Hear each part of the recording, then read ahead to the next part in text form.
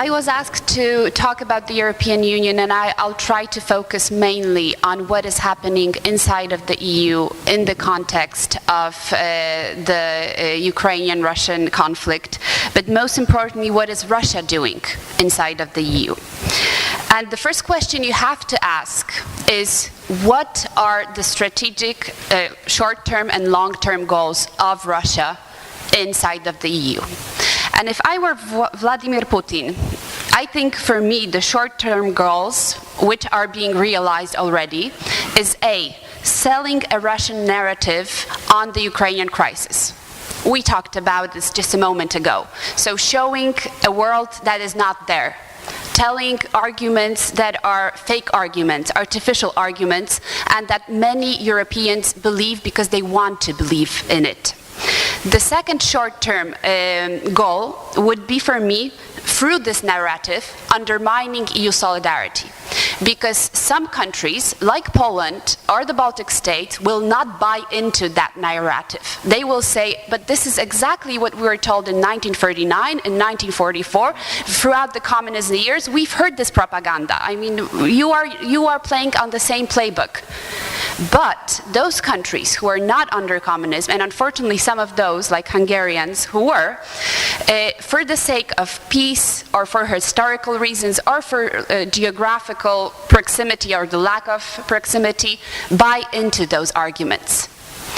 In terms of long-term goals of the Russian Federation, these are, of course, first of all, weakening, or even I'll say straightforward, destroying the European Union. Because the European Union is a tool of American presence on the European continent. I'm speaking to you as a kind of Moscow narrative, Kremlin thinking. And the European Union, if it is a tool, well, that it has to be undermined as such.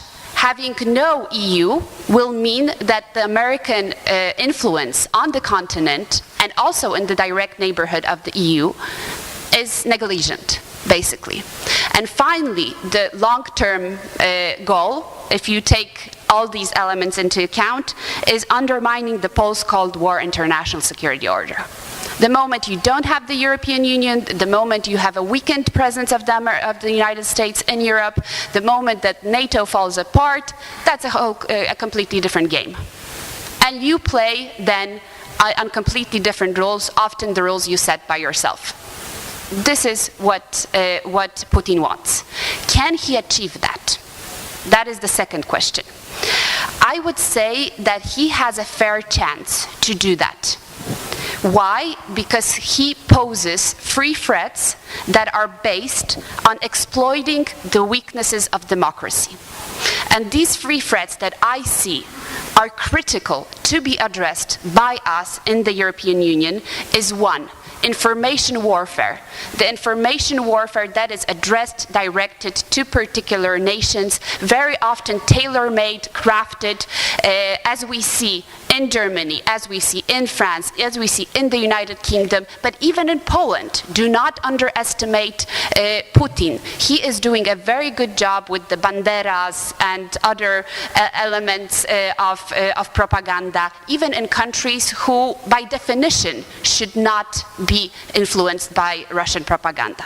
The second threat, apart from information warfare, is elite penetration.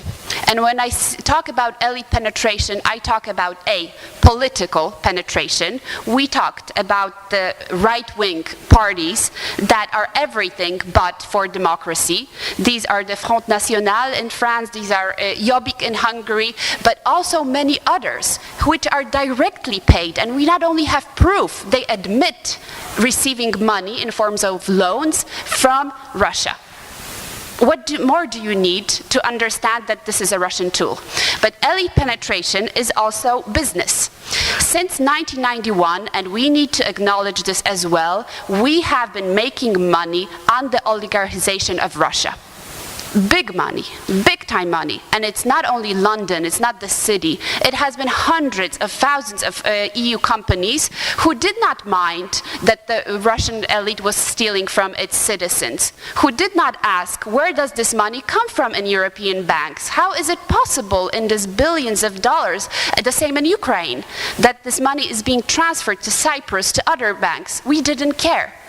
So this business has been bought 20 years ago. And this business is not going to say, okay, let's now talk about ethics, because they live on it. They're not interested. It's up to us to make the rules that will make sure in the future these situations don't happen. And finally, the elite penetration are also media, think tanks, civil society. I think we underestimate in many countries how many different journalists and representatives of think tanks and representatives of media are being bought by the Kremlin. By money, by soft power, by promises, by different tools, you know, a KGB playbook. Wherever your weakness is, this is what we're going to play, the card. And this has been particularly, I'm sorry to say that, visible in Germany. You had this debate 2 years ago saying, my goodness, how is it possible that so many prominent think tanks actually are getting money from Gazprom and so on? Well, if you have Gerhard Schröder being paid his salary from Gazprom, you can't tell the think tanks not to take some money from some Russian business. So these are the things we need to address. And finally, after the information warfare, after the elite penetration, there's one and last threat I think is the biggest. And this is what I call societal penetration. I'll explain what I think about it. It's telling the public through different means, through the elite, through the business, through information warfare, that democracy sucks.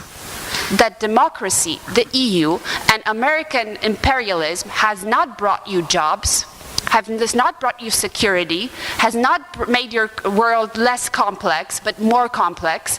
And who's to blame?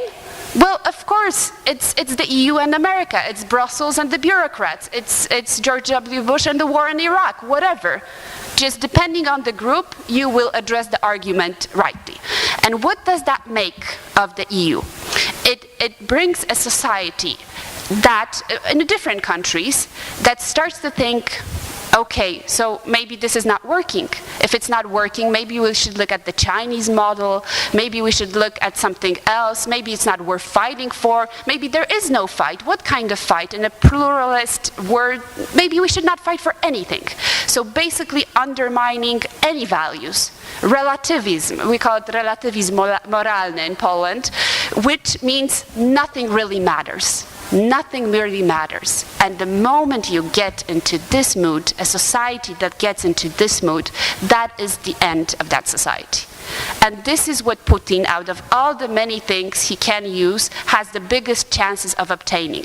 Because European societies are tired, because they do not understand the complexities of the world, because the political elites cannot deal and are not able to deal with the multiple challenges that come from globalization, and because there is no leadership. And if there is no leadership, how can we speak about strategy? So basically, if there's one thing you can do when you leave this conference, is actually have a genuine discussion with your children on what is the world based on what your values are based on, and why are you doing what are you doing. Because if we don't invest in that young generation, and when I said young, I'm talking about my daughter who's 6 years old, and who asks me all the time, why is Putin so bad, mommy? And I said his mommy doesn't love him very much. So, but this is what we really can do, because here we all agree. But you leave this room, and you'll find people who just don't care, and they should, because their world is falling apart, and they just don't know about it. Thank you.